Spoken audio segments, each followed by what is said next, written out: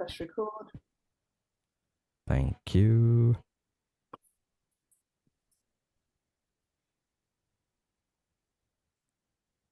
At least my birds got fed this morning.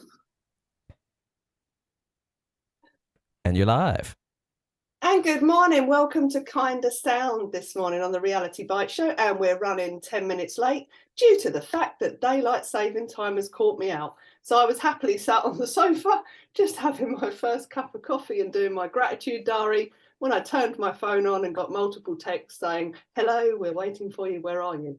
And it was like, oh, something's happened that I don't know about this morning. So I do apologise to all the listeners. Thank you for tuning in due to Wendy's lateness this morning. And thank you to my guest who has been on, I think you've been on a couple of times before. I don't know. I know we do a few shows with each other, so I get a bit lost. But I have the lovely Catherine Edwards with me again this morning. Thank you for joining me, Catherine. It's a pleasure. Really happy to be here. And this daylight saving is such a pain in the backside. So, yeah, we need to definitely get it changed, get rid of it. It's a waste of time for everyone. Yeah, I never see the point in it, to be honest. It's messed me up all across the board because I'm doing a training course at the moment and the guys are all based in America. Yeah. Everything was set in my head, 1 o'clock in the afternoon and then 5 o'clock in the evening. And now it's all, you know, because they're all over the place. Some of them are at 12. Oh, I just don't see the point. I don't see the point. So to the powers that be, we need to stop this. Yes, please. To save me being late for my radio show. Right, this morning then, Catherine, we were going to talk about misconceptions around animals today. So, yeah. Go on.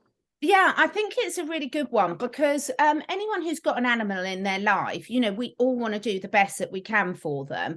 However, there's so many ridiculous things that we get told that are good decisions that actually aren't. And I think anyone listening to your radio show is very well aware of this because they know that this applies to us humans. We're being very misled as well.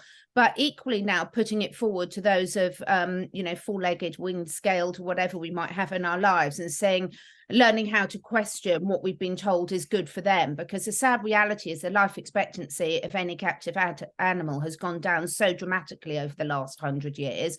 And alas, it's our human decisions that are responsible for that. Oh, okay. So the starting point for that, what do you think is the main reason then? I have my own thoughts on this, but the main reason for the decline in the age of our captive pets? I just don't think that there is one reason. I think just like with human health, there's multiple reasons. So, for example, one that first and foremost, let's talk about do no harm. What are we putting in and onto our animals? Now, we can talk uncensored on here, can't we? You can indeed. Completely. I'm so used to using code words for everything. So, you know, obviously, we're going to talk about what we put on and on our animals because, you know, pollution wise, chemical wise, and then diet, nutrition, exercise as the key ones. That's probably all we'll get through today. And all of them are having a massive impact on our animals' health and our own health. So let's start with the easy one really to do about the decisions we're making about what we're putting in and on our animals. So just like with humans, going back to the good old days, you might have one set of puppy or kitten or horse vaccinations, and then you weren't being forced into or coerced into having animal vaccinations. Chemical flea and tick treatments are highly, highly toxic. Chemical wormers are highly toxic. I mean, when I had my first horse when I was a teenager, when you worm them, for example, Wendy, you had to keep them in for 24 hours because you fed out live worms and you didn't want to reinfest the pasture. Yeah. Now, that was way, way safer for the horse because now the chemical wormers are so strong, they kill off everything, all the parasites, but all the healthy microbiomes. So the number and the strength of the chemicals that virtually every animal that's under the control of a human is being pumped into is so damaging. So their poor bodies have never got a chance to you know, course correct and get themselves back in balance. Because as you and I know, our bodies and those of our animals are wonderful healing machines if us humans stop pushing them out of balance. And there's some stuff we can't control, like, you know, it's difficult for us to control the chemtrails. Water, we have some control over because we can sort of get filtering systems in. Food, we have some control over, but often not a lot of what's pumped into them, particularly for, say, our dogs and cats, where they have to eat meat. And we all know how corrupt the meat producing industry is, and all the stress and hormones and inappropriate food those animals that are raised for meat production are fed. So, but I think, one of the first places I would start when someone gets an animal is being really conscious about what vaccinations you are and aren't going to have, about whether you're going to get your animal spayed or neutered, because I've done whole programs on this. So if people want to know more on individual subjects, there's a playlist on my channel called the Vibrant Animal Team, and an animal playlist, and I go into all of these with a vet holistic. Can I just say on the neutering, I never really sort of understood why it was done, if you know what I mean. And I know that our first 2 dogs that we had when me and my sister were really little, like we were 5 and 6, they were both bitches and they were spayed. Yeah. And I never knew why it happened. And then my first dog that I got, Jester, he was a little black staffy, and because the lady who bred him wanted to use him as a little show dog, he was obviously kept entire. And I mean, he did die of cancer in the end, which I 100% put down to the vaccinations and everything else that I unknowingly, without the knowledge that I have now, when it comes to dogs, if I got a puppy again, it would be done totally different. Yeah.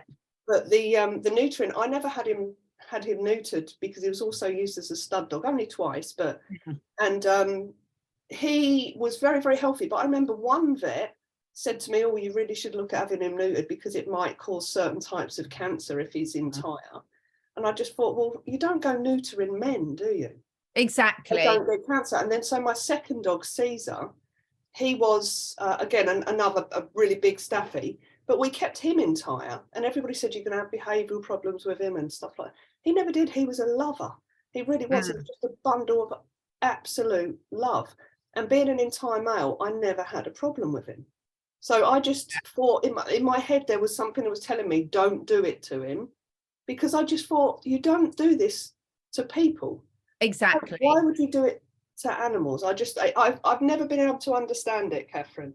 Yeah, and it's a very complex issue. And I do want to make it clear there's a big difference between people that are running rescue organisations and an animal that is in a responsible home. So I've done a whole show on this and on my YouTube channel, because it's a really complex area, because I think most people have no idea how many, if you make that decision, it affects the health and emotional health and physical health of your animal at every stage through their life, and it's different. So it's important for people to understand. Now, I've got loads of rescue animals, and apart from the dogs, all of them are neutered or spayed. So if you're running a rescue organisation, I completely accept that you have to do that, because you have to stop the street dogs in all these countries which have terrible, miserable lives, awful time of it. So please don't write in and sort of say that. That's a different scenario. So if it's a choice between being able to save a dog or a cat or a rabbit or a guinea pig or horse's life and neuter them, 100% do it, because it's a life and death situation. But if you're in a responsible family home, you wouldn't give your daughter a hysterectomy before her first period and think that that's not going to affect her in any shape or form, because our hormones are responsible for every aspect of our health. They impact on every single physiological part of our body. So, and a lot of people want to do it for females because they don't want the mess. I mean, that's just disgusting. If my things, you're not talking about a handbag here, you're talking about a living being. And there's ways, if you've got male and female dogs, my mother's always had entire males and entire females in her house, and it's never any problem. And just when the females are in season, you keep them separate. I mean, it's not that difficult, is it? So yeah, it can do so much damage and affect the animal at all stages of her life. And again, I've got rescued guinea pigs that are neutered, and that I would definitely say, go ahead and do it in that stage, because they're so overrun with rescues. And if people want to have mixed groups of say guinea pigs or rabbits, you can't put male and females in together. And if you can't put them in together, a lot of them will never be rehomed. I had that with rats. I had a lot of rats, and in the end, the male rat, bless him, but he was the one who had to have the and it was only because it was like, oh my Lord, no, there's more. Yeah, so I'm someone that will never breed animals myself, Right. but I will take on ones that, need homes. But, that is, there are definitely exceptions applicable, but for a normal family home, there should be no reason for it. And your pet will really thank you for it. And please do look into it in more detail, because what I'm looking for, Wendy, is for people to make informed choices, and everyone's situation will be unique. Yeah, Okay. 100%. So depending where you live, depending what food you have available, depending what circumstances you've got, you need to look at your situation. But if you really do the research, and there's so much good advice available online now, then you will be able to come to a decision that's best for your animals and yourself in your particular situation. And, I know all the work that you do, and that's what we're always saying. There's often not one size fits all. But when you really look into and understand the implications, you can make informed choices. Because I will put my hand up, when I was younger and had my first animals of my own, I used to get them vaccinated. I used to use chemical flea and wormers. And then when you know better, or unfortunately what happens to a lot of us is you'll have a really bad experience, it starts you to question things. And at that stage, it's not about beating ourselves up for decisions we've made in the past. It's about, when you get that light bulb moment, about making sure that we're the best advocates for any animals in our lives, because they can't choose their food. They can't choose their chemicals that go on them. They're having this forced. And I think everyone listening to your show knows what it's like to have unstable leaders to make decisions for us that we're not happy about. And that comes in all categories as well. I mean, for me, I only really woke up to this stuff with animals. I've grown up in an environment where my mum and dad love animals. My mum always had horses. We had dogs at the pub. We had chickens, we had ducks. My dad would he was always rescuing rooks and jackdaws, So I've grown up in an environment where animals are to be nurtured and cared for and respected and that. But we just didn't know any different when it came to the feeding of them. Everything was basically, it's like a vet diet, isn't it? You do X, Y, Z. You have to do X, Y, Z with their healthcare. And it was only when Caesar got cancer, 2020, when he got diagnosed with that bone tumor. Yeah. Then, because of all my friends at the time, I by that point I was sat within a holistic community of people who dealt with holistic cures for cancer, not just in pets but in people. It was people, and they said, well, this works for people. Let's just get him on this. So his diet was changed over to raw food diet, slowly. It wasn't done overnight, but he loved it. He loved his new diet. And then he was put onto CBDs and THCs and, alkalizing the body and natural flea and tick treatments that I didn't even know existed. Exactly. I had no idea. Wormers, natural wormers, pumpkin seed ground. I'm sure it was ground up pumpkin seed. Pumpkin seed, yeah.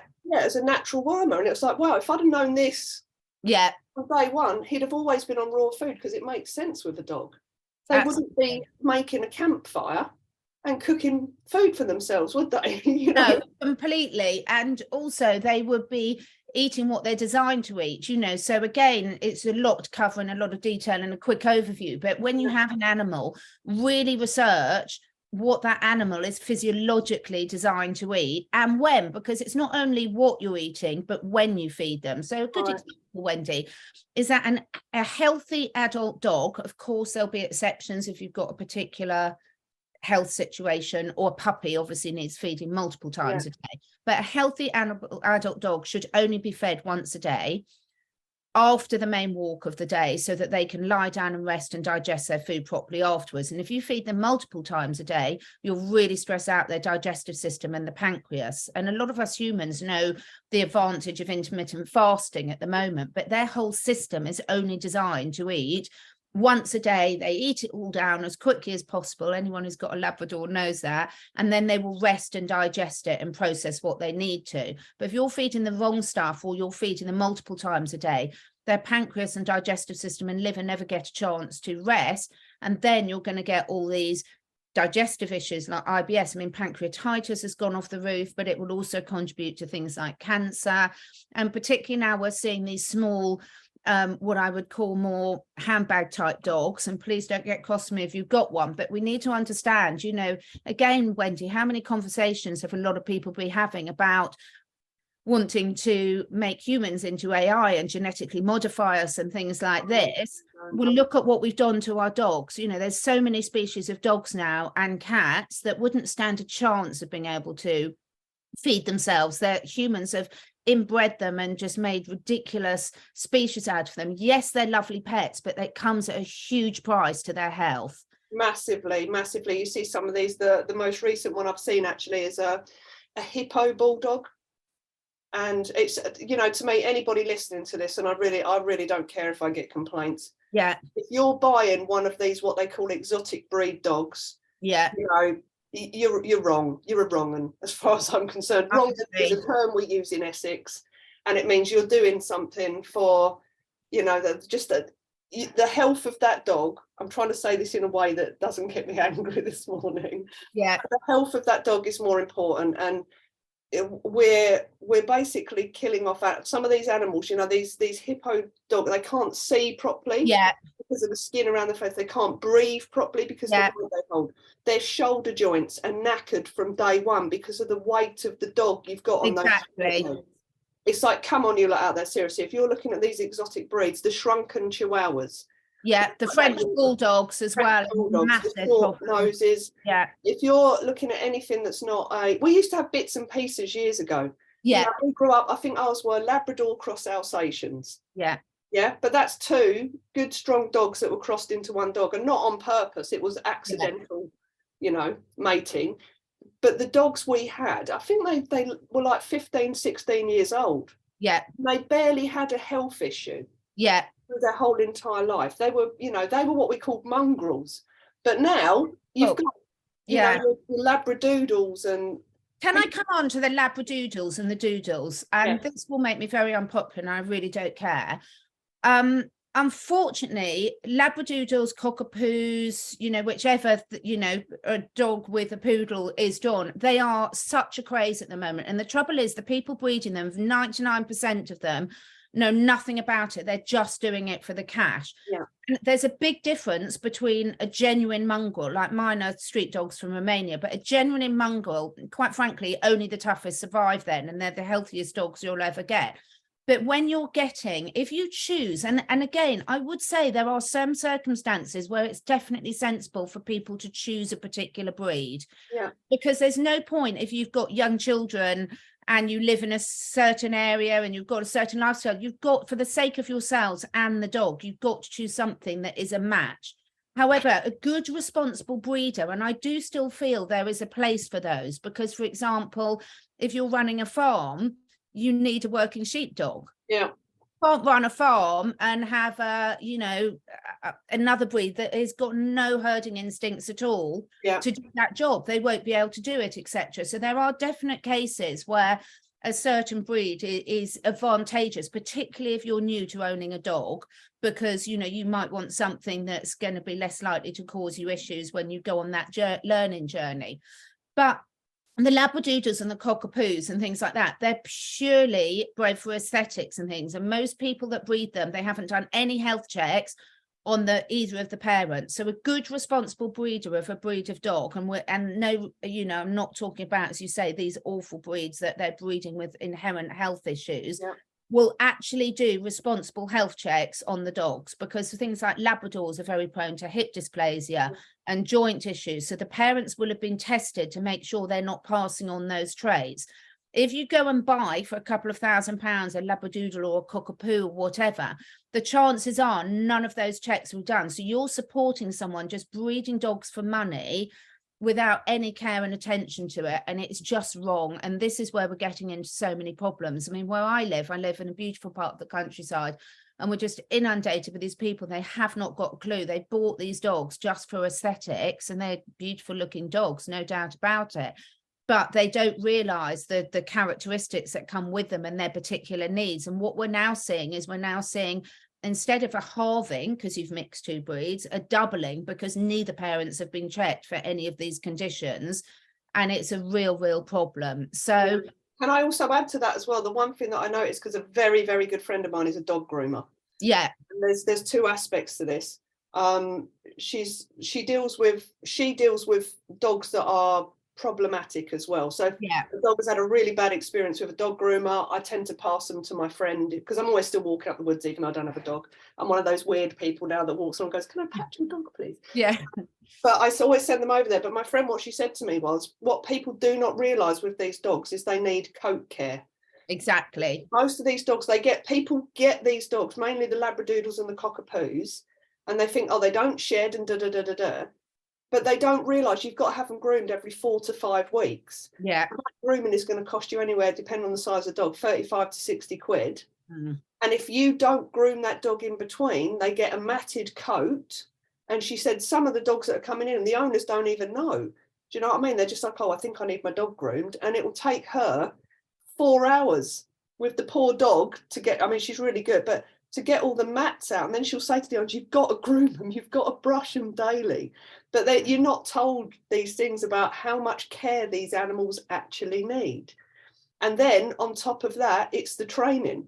Yeah. The big ones. And socialization. The labradoodles, you know, you've got a standard poodle and a Labrador, two very highly intelligent dogs. Yeah. And if you do not, one of the dogs she's dealing with at the moment was showing aggression. It's only about 12, 13 months old, but was showing aggression to the owners. For the simple fact that the owners, and this is the same with, you know, again, today, this is one of them shows we're probably going to get complaints, and who cares? Because I don't care anymore. It's just an opinion. Yeah. But this is the same with children. We seem to be in this environment where you've got this, what I call fluffy parenting. Exactly. Everything's about, oh, what would you know, there's no tone of voice or body language to give a boundary around behavioural indifference, right? And it's the same with the dogs. So what's happened to this Labradoodle, and it's a big one as well, is that the owners, when the Labradoodle would do something, they'd pull away from it. You know? And so the dog started getting aggressive, because it was like, oh, right, I'm the alpha in the pack. And then the husband got scared of the dog. Lots of things have happened. So they ended up in my friend's place. And she's helped them realise that actually through them not putting in boundaries and not, I mean, when we say discipline, we're not talking hitting your animals. Yeah. Giving a command that, no, that's not acceptable.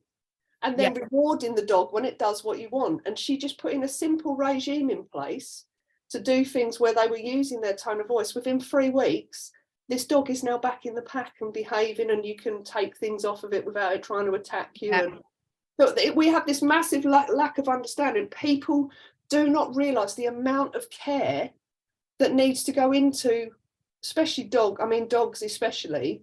Yeah. When you get a dog, they just think, oh, you know, I've got this lovely, it's going to wag its tail at me when it gets home. The puppy's going to wreck your house. It's absolutely. I had someone, Wendy, a really nice lady, and she was moaning because she's got an 8-week-old puppy and it wasn't toilet trained yet. And she's a mum. And I'm like, are you kidding me? You know, this is ridiculous. That puppy, one, it's a baby. It should never be taken away from its mum at that stage anyway. That's a whole conversation. If anyone wants to hear more about this, on my YouTube channel, a brilliant animal empath, Emily, I just put a video up with her this week. It's brilliant. She's amazing. But this is the whole point, is you know, it's like exercise, Wendy. You know, that knowing how to exercise a dog, let's just keep it to dogs today because so many people have them. You know, you don't take your toddler out to run a marathon for a good reason. So if you have a lively puppy, you don't take it out jogging. You're going to damage its joints forever. You can never get that back again afterwards once you've done the damage. You don't take a dog out running. You don't ride your bike and have your dog on a lead dragging it along behind you, because a walk for a dog, they have to be able to move their body how they're meant to move their body. They have to be able to sniff, they have to be able to go to the toilet when they want. All these things, the lack of exercise most dogs get, you know, a lot of people will take them to the park and then get these stupid ball throwing things and throw those, and it's a completely unnatural movement for a dog, and you do so much chores, and it's just laziness, when really they need a minimum of an hour a couple of times a day proper walking, which means allowing them to sniff, go in different places like we do. Is you think when you and I grew up, how much, you know, we walked to school, we didn't get lifts everywhere from our parents and everything. And unfortunately now humans and their animals are not moving nearly enough, and none of our bodies can work properly, and you can't shortcut it. You can't, it's like taking an unfit person and putting them in a spinning class. You're going to do more harm than good. What you need to do is build up that exercise appropriate to their age, their weight, their fitness levels, and then keep it. So for example, my dogs are now probably coming up 6. I don't know exactly how old they are. And what the work I put in now, Wendy, into their exercise, keeping their muscles strong, their bones strong, is going to affect how they fare in old age massively. Yeah. So it's thinking ahead, and it's such a wonderful process, because one of the advantages of having a dog is it makes us humans get so much fitter and healthier, both emotionally and physically. So it doesn't have to be you know, something, it really doesn't have to be something that is a stress. It should be something that's enjoyable to you and your animal. Yeah, and I'm with you on that. I remember, you know, when we had the dogs when we were at the pub as kids, they were always out with us. Yeah. So because we were always down the fields, so the dogs were always out with us down the fields. On a Sunday afternoon, we'd all go for a walk with Dad. Like while Mum was cooking dinner, me, Helen, and Dad would go out with the dogs, and Dad used to love a good walk. So you know, we'd go miles, but they'd get that. They were always off the lead, so they got to sniff, walk, you know, run. Like Caesar, I would take him to the woods every day, and he would have his sniff time, you know, his toddle about time. Then he'd see something he wanted to chase. Yeah. So I'd let him chase it, so he got his sprint time in. Do you know what I mean? And it's like that, you know. Then he'd come home, have his dinner later on. Yeah.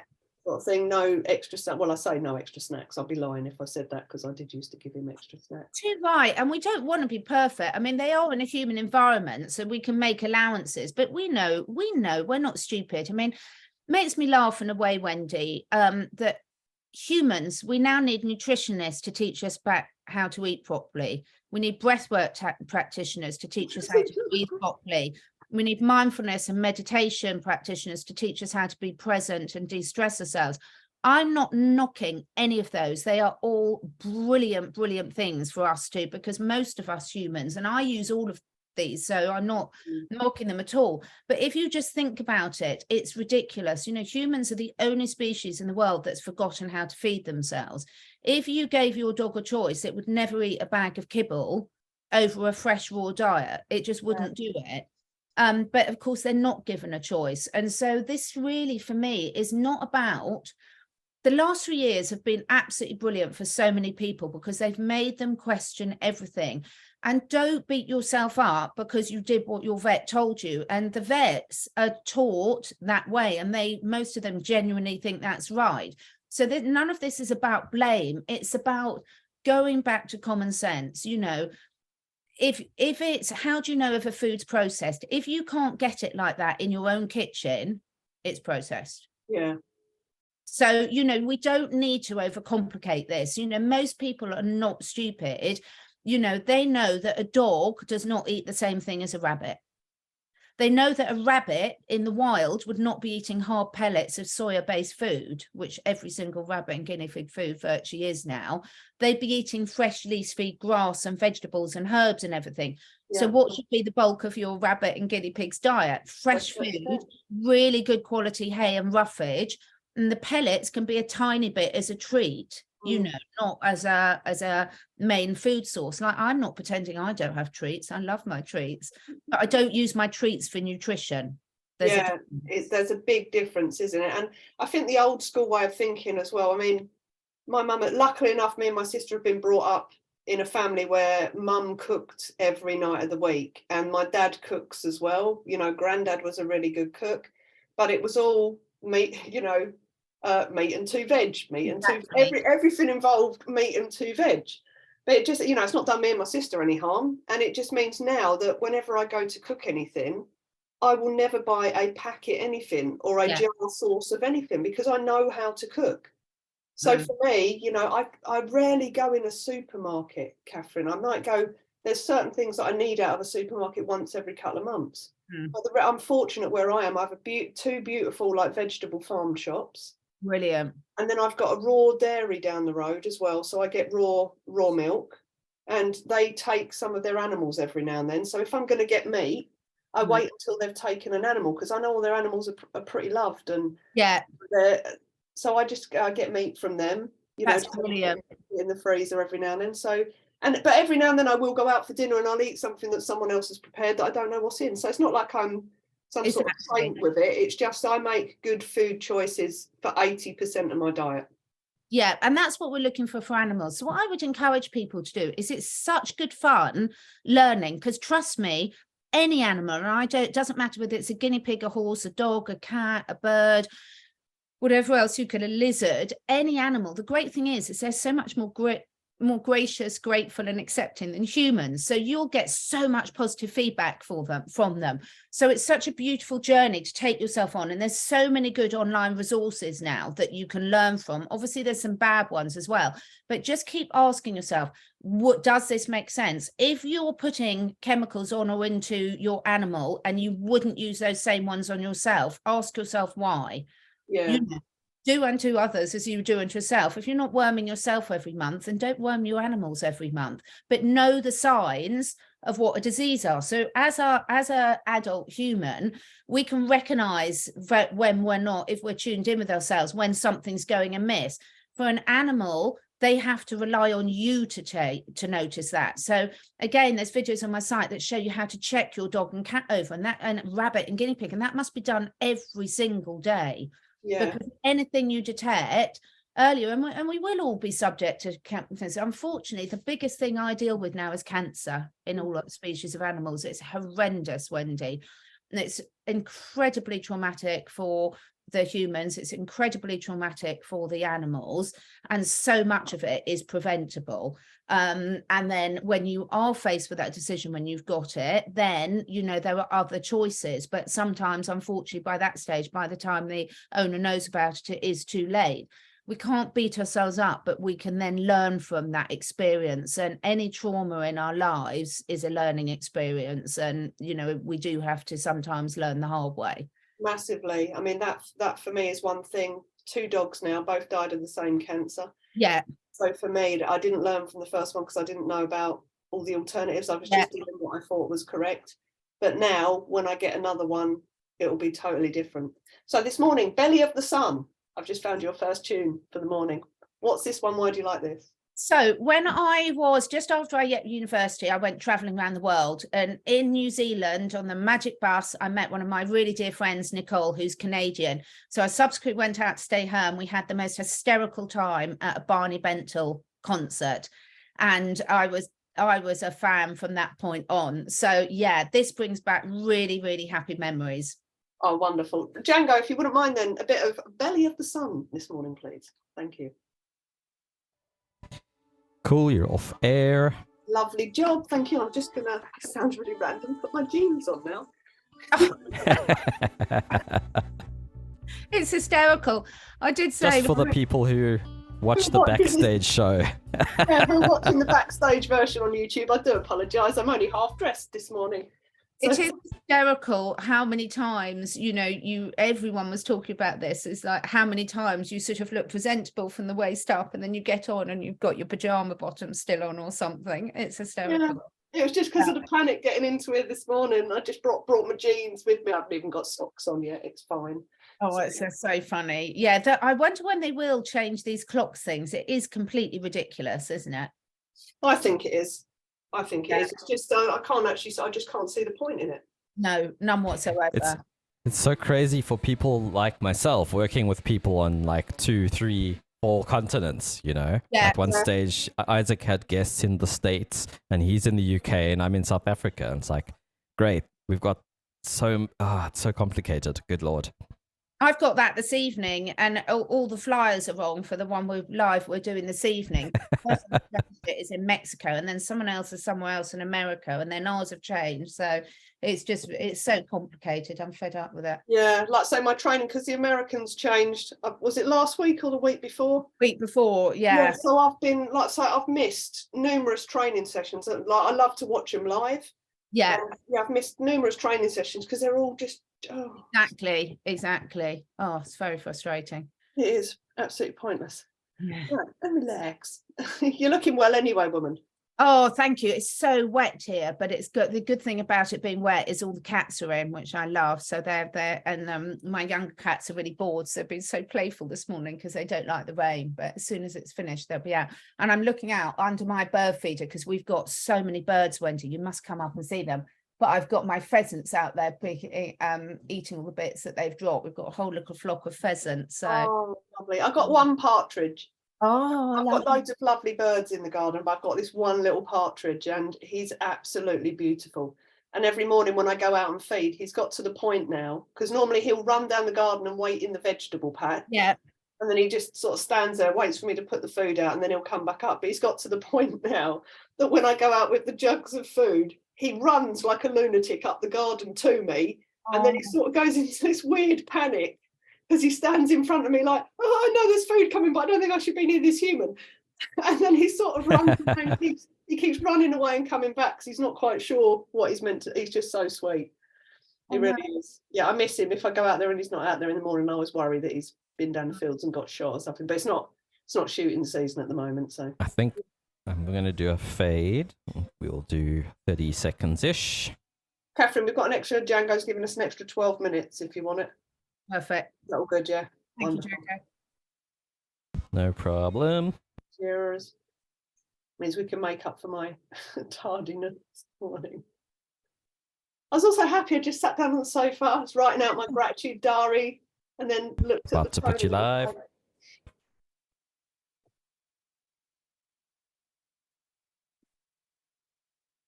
And have we gone live? And you're live. Oh, lovely. I keep worrying. Sometimes when Django tells me, and you're live, I don't hear him. So I sort of have to guesstimate whether we're back on air or not. So we're back again. Catherine, I'd like to talk about it's not the law, right? Regarding what you do with your pets. So when it comes to vaccination and things like that, I mean, this is the same for humans as well, for people as well. I think people get into this, what you must do. Yeah. So when I've got a puppy, I must do this because they tell me I must do this. But it's actually, I just wanted people to start thinking about, it's not actually the law that you have every single vaccination, you know, for your animals or yourselves, or it's not the law that you have to use Royal Canin Yes. dry food. You know, it's not the law that you have to worm, flea and tick your animals with chemicals. So I don't know how we help people out of that mindset that it's something they have to do. Yeah, it's a really, really good point. And I would say that does vary depending where you live in the world. So, for example, there are certain states in the USA where it is a legal requirement to have the rabies vaccine, for example. Yeah, which it would be, yeah. So the first thing goes back to, you need to do your research because it will be different for everyone in different parts of the world. So you absolutely need to do your research and find out the difference between, is it a legal requirement or is it a recommendation? Yeah. And remember, your vets, the only time they can take legal action is if there's abuse involved. So that can also be if your animal is in severe pain and you're not doing anything about it. And this can be a real issue, Wendy. So a lot of people that decide to go completely holistic or natural can go too far the other way and not, for example, use pain relief, or if their animal's really sick and a course of antibiotics could cure it. So for me, this is a difference between, as you say, understanding what is a legal requirement and what your choices are. And you have to do the research yourself. So for example, vaccinations, very contentious, subject. Everyone's got an opinion on it.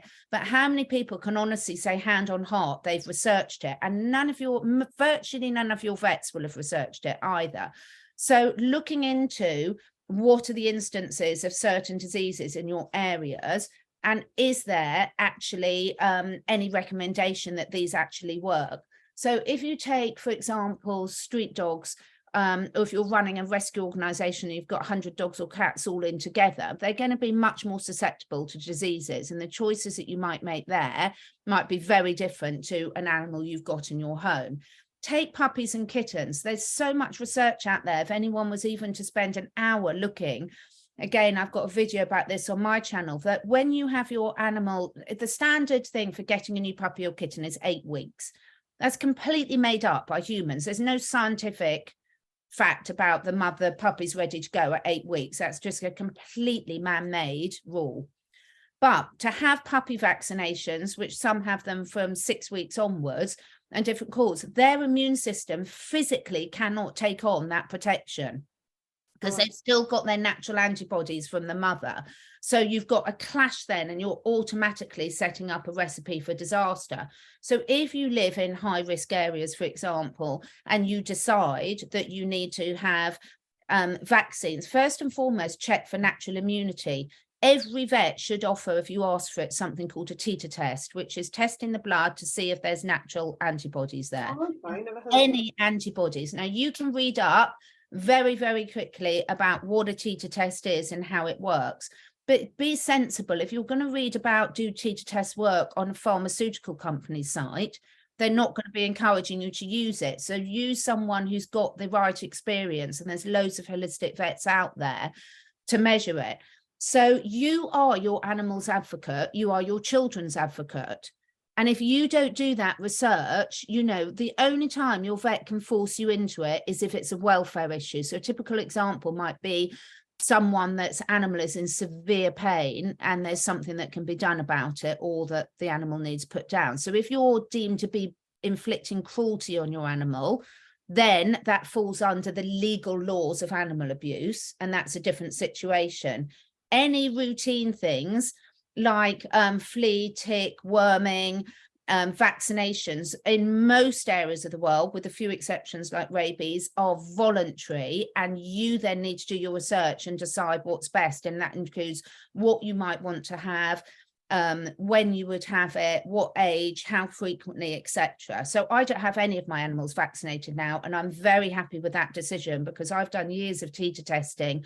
I've never had an animal that came back and didn't already have natural immunity.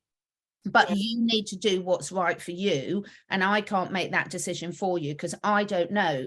You know, if you're feeding your animal a really processed diet, then they will not have a healthy functioning microbiome and immune system. So your risks will be different to mine.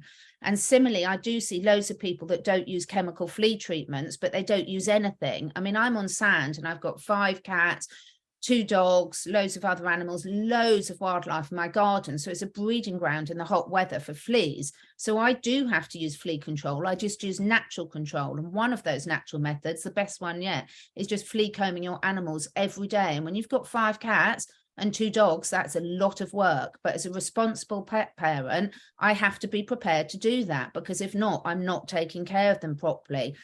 So, you know, all of these things need to go into your decision making. And like anything in life, unfortunately, there are no, and I think it's fortunately, there are no shortcuts. What are you spending your time on? If you really care about your animals, then how can you possibly tell me you haven't got 10 minutes to spend grooming them, either flea combing them or normal grooming them? And that, you know, I've got 2 rescue rabbits. They're molting like mad at the moment. They need grooming twice a day at the moment.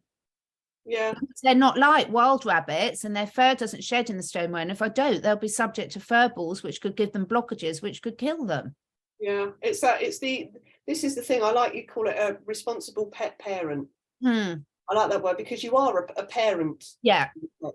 And there's so many, like I say, people just tend to, oh, let's get a pet, but they don't. Yeah. They just don't do the research into anything that it involves, from the amount of, like you say, exercise that a dog would need, or, you know, I always say to people, if you're out all day, because it drives me insane when people who've got 9 to 5 jobs get a dog. Absolutely. It drives me insane because you've got a pack animal that's not with its pack all day. I Yeah. mean, to me, it's cruel. I'm sorry. I agree. That's it. It's just cruel. Get a cat or get a guinea pig or something. Or get a tortoise, you know, just anything that isn't a pack animal that needs you. But guinea pigs never ever have guinea pigs on their own. Again, that's another, sorry to interrupt, but it's really important if you're choosing a species that you understand whether they need to live in groups or whether they'd be okay singly. And I so agree with you. And I would say, Wendy, if your situation changes, because lots of us can have life can throw us curveballs. So say you've got a dog and suddenly your situation changes. Say you've got divorced and you have to go back to work full time. Don't beat yourself up. but don't be afraid to ask for help, because I guarantee there will be someone in your life, whether it's a teenager that wants to earn a little bit of extra pocket money, or an elderly person that's retired that would love nothing more than to go round, have a cup of tea for an hour, you know, keep your dog company and let them out in the garden. There's always a solution. But I think sometimes when we're in a stressful situation like that, where our lifestyle does change and suddenly, you know, we're like, my goodness, I can't do it how I want to. Again, don't beat yourself up about it. Say, okay, who can I ask to help me on this? Because again, in my experience, people are way more happy to come and help an animal normally than they are. Than people. Yeah. I mean, And- my nanny nandad. So nanny nandad would, Caesar, you know, the reason I had dogs was because I had time Yeah, to look after dogs, because I'm self-employed. So I could work all of my time. My life was my dog. It was, yes, it's as simple as that, you know. And when I was with my partner Mark, our life was the dog. So if I was going away, it was always, it really was. But if for any reason when I lived on my own, I was out for more than 4 hours. I mean, at that point, Caesar was 7 years old. He was quite that's happy. fine. He'd had a dog flap, so he Yeah. could go in and out all day. He liked his TV on, you know, he was happy as Yeah. Larry. But if I was going to be out for more than 4 hours, he would either go to Nanny and Nandad's house, or Nanny and Nandad would pop in and have a cup of tea with him, and like Mum would take him out for a little walk and just break his time up. And I think that's beautiful. And also bear in mind, you're normally doing a real benefit for the human as well. So there are a lot of really responsible teenagers around that you could be doing a real, yes, you might have to spend a bit of time with them first to make sure if they haven't had a dog, that they know how to safely walk your dog or play with it or whatever. That would be quite strong and forward. You know, children are normally way more in tune with their animals than we are as adults, because we can over worry. But equally, getting someone to come in, you might be doing the best benefit for them, because there's a lot of lonely people around, and as humans we love to help. But I do know, and I would put my hand up, Wendy, sometimes I'm very bad at asking for help. But so what I would say is, again, when life throws you those curveballs, don't panic. Animals are very happy to know we're doing the best we can, and therefore there's always a way where you can make it easier for yourself and easier for your animals. So find someone in your community. We talk so much about building local communities. Animals are probably one of the best ways to bond people, and I guarantee that you'll be able to find someone that you can trust enough to keep your animals safe and give them that extra bit of company when you can't. Oh, 100%. I used to have a young lad who, it was funny, just some young lad appeared around my house when I had Jess, my previous dog, and said, do you need any help with anything? And I thought, this is an interesting, he just felt nice energy. And I went, you know what, I could do a bit of gardening done. Yeah. Well, you're asking, you obviously want to earn a bit of money. So he started that, and then he ended up doing a little bit of extra dog walking for me with Jester. Lovely. And Jester adored him. And he was just like, oh, I'll quite happily walk your dog for you, you know. And he's a friend of mine now. I still know him now, like years and 20 odd years later. Do you know what I mean? 30 years later. And it's lovely. It was just nice to have a little bit of, because Jester used to go on the TV every now and then he'd have to get a little bit fitter, or I'd need him to learn a new skill. So Simon used to come around and like teach him, would spend time with a bag of treats, teaching him to do a new skill or something. But it is nice, like you said, there's always someone there if you need them. So next song this morning, Lose It, Eminem. This is actually one of my favourite ones. Lose Yourself. You do not want to see me dancing to Lose Yourself. And, you know, regardless of what we think we might or might know about people, this is something where I think us humans need to have that ability to lose ourselves. Animals will shake it off. They'll do zoomies. They'll run wild. The cat will go up the tree. Sometimes us humans, as once we get into adulthood, we forget how to really let it all loose and just let rip. And this is a great song to do this to. Lovely. So all you listeners out there, just lose yourself this morning a bit, please. Cool, you are off air. I'll quickly open my door because my mate will be here in a minute, and he'll be banging. Well, he won't be banging because he'll hear the radio show. But one sec.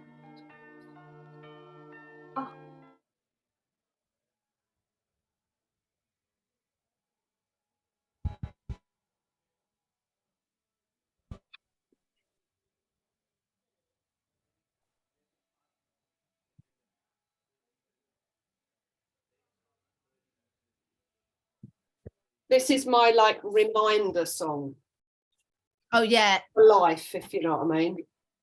I Like, agree. We can just get far too serious, can't we? And take everything yeah, too you just get seriously. that one shot, make sure you do something with it. Yeah, absolutely. That's, I There's so think much that's, I want to talk to you about anyway. I'll have to arrange for you to come on mine because I just want to have so many conversations about yeah, so no many worries. It things. goes so quick, doesn't it? Oh, so quick, so quick. Yeah, it's been lovely to see this morning. It's been a while since we've had a catch up, hasn't it? So Yeah, no, it is. It really is. It's like I can't believe how quickly time is going at the moment. we're April now, It's Catherine, literally ridiculous. April. Yeah, I've been meaning to start up my evening coaching sessions because I was doing prior to Christmas, like once a month, just an evening coaching session for anybody who was on like a limited budget. Yeah, Like 20 quid, jump on the coaching call, take up to 20 people, that's it. And I'll answer questions about anything. And people keep saying to me, oh, you're going to start your coaching call up? And it's like, yes, I will. And we're April. I know. And I've just not, it's just like, it's literally like I'm in some sort of weird time warp where it's Sunday. I agree. And there's been some really good synchronicities that, you know, when I think, right, I'm not going to be so busy, but then the amazing things have come in to fill that space. So it's that line, isn't it, between not saying no to opportunities, but also having space to create. I mean, when I spoke to you last time, I said my vet friend Timo and I have got about 10 new courses and we haven't got one of them done yet because everything's been coming in to fill in that gap. So, you know, I've really got to think, right, okay, where do I go with that? Yeah, mine's been focused. So I went to see one of my business partners prior to Christmas, and the whole week I spent with him was about focus. Yeah. Getting focused on your food, focused on your thoughts, focused on, you know, your health, as in physical health. Yeah. But more the fact of focused on what I was doing throughout the day. Yeah. So, you know, when I'm putting things into blocks, so in the morning I have an hour and a half while I do my Forex stuff, nothing interferes with it. That's done. Then that stops. Mm. And then I have an hour where I do one of my books. Nothing interferes with it. Then that stops. And putting things into actually giving them their designated slots has made me a lot more efficient, but also changed my mindset around tiredness. It's really interesting. I think I completely agree with you. When you've got, like, I've got a whole farmyard of animals, so you can't always keep it into a box because things crop up, sort of thing, you know. But yeah, in general, it could be really good. It's I do agree with that in general. I also think that, you know, if people have got kids and things like this, there's always, I mean, all my friends who've got kids, look at all the school strikes they've had recently. So suddenly everything's had to change at the last minute because the kids are at home, sort of thing. Yeah, it's been quite nice because I have time blocks where there's nothing in that block. Yeah. You know what I mean? So it's like, what is of high priority gets its blocks. Yeah. And then that leaves me these nice segments of time where it's like, you know, whatever in that space of time. So it might be I visit my parents, or I've got a friend who's off work for the day, or I've wandered around the local coffee shop, and then I bump into the amount of wonderful people I meet in those spaces of time where there's nothing designated. Yeah.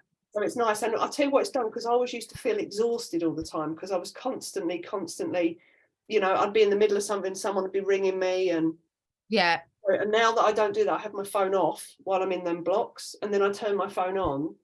I'm no longer exhausted. I can work until 20 seconds. Thanks, Django. Work till like 8 o'clock in the evening. And not think, oh God, I need to go to bed. I need to sleep. I've not had that since I've been more focused and a bit more structured. It's like I have more energy, which is nice. We'll just wait for us. When it gets to 20 seconds, you're not. And you're live. And welcome back to Kindasound this morning on the Reality Bite Show with my lovely guest, Catherine Edwards, and myself, your host, Wendy Smith. So, Catherine, where do you want to finish up this morning then? I think I'd like to finish off by saying a couple of things about anything in life, when you start looking into it, can be overwhelming. So, you and I, we've had so many great discussions, Wendy, over the last few years about, you know, how do we get our physical health in order, and what do we do about the bills we shouldn't be paying, the taxes we shouldn't be paying. There's so many areas that we might decide we want to course correct in our life. It's a bit like why I had lose yourself before. We have also got to remember to be in the present moment and have fun. So when you've got an animal in your life, the main thing is that connection. People are having animals in their life for connection, and that's for the animal's benefit and for our benefit. So we don't want everything to get too serious that we forget to enjoy the moment with it. So when I was interviewing this beautiful animal empath last week, Emily, she was saying that, you know, a lot of the dogs, they don't need something ultra exciting. They just want you not to be stressed when you're having the time with them and just to be present with them. And how many of us want that when we're ourselves, when we're with our friends? We want our friends to be present with us, not talking about all the worries in their life necessarily. There's a time for that, but also we do need to remember to be here, right now, and enjoy it. So when people start looking at any areas of the life, like I'm going to be really looking into, you know, the bills we're paying, the taxes, and it's new for me and I can be a bit overwhelmed by it. But when you remember that, one, you've got choices and a lot of these decisions come back to common sense. It is not hard work to feed your animal, whatever species it is, a healthy species appropriate diet at the right time of days for them. All you've got to do is a little bit of focused research and you'll get it. And you'll be like, why did I ever think this was complicated? So everyone who does the raw home prepared dog and cat food courses, they all start off and they're like, oh my goodness. And then 2 weeks later, they're like, why did I ever think this was an issue? Why did I ever think this was complicated? It's so simple once you take all the stress factor out of it. So my main thing I'd like to finish off with people is saying, ask yourself these questions, like anything life. If you don't know, have good connections where you know where to go to ask. You know, we're not all meant to be experts in everything. And the most important thing you can do is have that connection with your animal, because when you've got that real connection and you're really present with it, you will feel when things are going amiss, or you'll get that light bulb moment of intuition come up where you need to re-examine some of the decisions you're making. So, you know, for any animal, that's the most important thing to them, is that they're really connected to us. And we know what it's like, Wendy, with the humans in our lives. If we feel there's a real genuine open connection and that other side is open to learn, then a lot of the worries go away, do you think? Massively. Yeah, they really do, because you're not double guessing, second thinking, whatever you want to call it. You know, you can feel that. I think you can feel a genuine connection, whether it's with an animal or with a person, when you meet them. Just for it's the energy of it, isn't it, Catherine? That's Absolutely. the thing. I mean, and with heart, the one thing my friend who's an animal communicator, she taught me, because obviously, you know, if you're psychic or anything, it's all done in your head. But she said to me, because I said I always find it harder. Just how do you communicate with an animal? She said it's through your heart space, Wendy. And because I do a lot of heart coherence, you know, it's lovely to know Ruth prior to Caesar's death, because she taught me really how to use the heart coherence to connect, really deeply connect into my dog. And it was lovely. So the last, you know, 3 years with him, it was such a different experience for me, because it always was genuine. I loved him. Yes. I knew he loved me. But just that being able to sit in that space and, you know, genuinely feel the person, the animal that's with you, to spend that time actually allowing yourself to be in the present now and enjoy, like you say, this is, I think for me, the main thing I wanted to say to people this morning is enjoy the experience of that animal, because that animal's not going to be there for very long compared to our humans. And I have a friend who's got a puppy, and they didn't know anything about puppies, but when they got the puppy, I just thought, oh no, why have they got a puppy, you know? But the thing is, they went straight on to like the Southend dog trainer to watch, you know, from day one. He's a great guy to watch for training. He's probably one of the best ones I've seen so far. And then, you know, they were asking about diet and that. And of course, because they know me this, so I said, well, look at raw diets straight away. I didn't say put them on a raw diet. I just said, go do some research on raw diets. So they did. And then the puppy's gone over to raw diet, you know, and the training. But then I saw them getting a little bit stressed the other day, because like puppy needs in, puppy needs out, puppy's got muddy feet, puppy's peed over. And it's like, I said to them, enjoy every single thing that puppy is doing at the moment. Enjoy it. Avoid the stress, the perceived stress that you have around it, because it's a baby. Yeah. And it's learning. So just enjoy the baby moments, because they're gone so quick, Catherine, aren't they? Yeah, and I think never stop learning as well. So that's the thing. So you can start looking into the raw diets and you'll look into that and it's fantastic, but it's never a tick off the list, because then you'll realize that not all raw diets are the same, and some are really good and some are really bad. But that's the next stage. You don't need to do everything at once. So enjoy the learning experience. And when you've got that connection, so just like when you've got a really good friend, this has been big for me recently, Wendy, where you realize who are those friends or family members, but more likely to be friends often, who are those friends that you can have really honest discussions with, and you don't need to wait on, talk on eggshells. Yeah. Because if I notice something with you, I would feel comfortable saying, Wendy, I'm noticing this. Is there an issue? And I know you wouldn't take offense because it's coming from the right place. Here comes Pumpkin. But your animal, like I had someone this morning on Instagram, my dog's got really bad skin and itchy, what can I do? It's never a quick one answer. It's like you need to look at what toxins are in the system, the diet. So long as you're open, and when your dog has got a skin issue, for example, don't think, oh my God, I've done something wrong. Think, right, okay, I'm aware of it now. Now I go into what can I do about it? And I'm not going to go for anyone that's still looking for any aspect of their life to be like a pharmaceutical product, pop a pill, problems gone away. You're never going to get there from that mindset.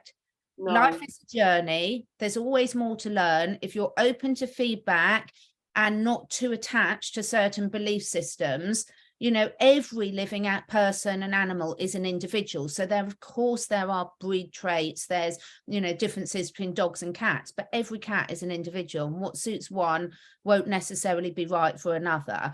So enjoy every stage of the journey. And if you keep an attitude when you get an animal in your life that it's going to be a lifelong journey of learning, and the person who's going to, the being that's going to teach you most is that animal, then you'll be fine. Exactly. And it's just, just like you say, just enjoy it. Enjoy every moment of it. So we're going to have to tune out now. Catherine, thank you so much for joining. So lovely. Absolutely adore having you on the show. And what we'll do is we'll put all links to how you can contact Catherine underneath. They'll be underneath this YouTube video. They'll be on all the podcast links. Django will make sure they're on the website. Just want to thank all you listeners for tuning in, and Django for producing. And we're just going to play out this morning with Cyndi Lauper and I Drove All Night. Thank you, Django. Lovely job, guys. Lovely.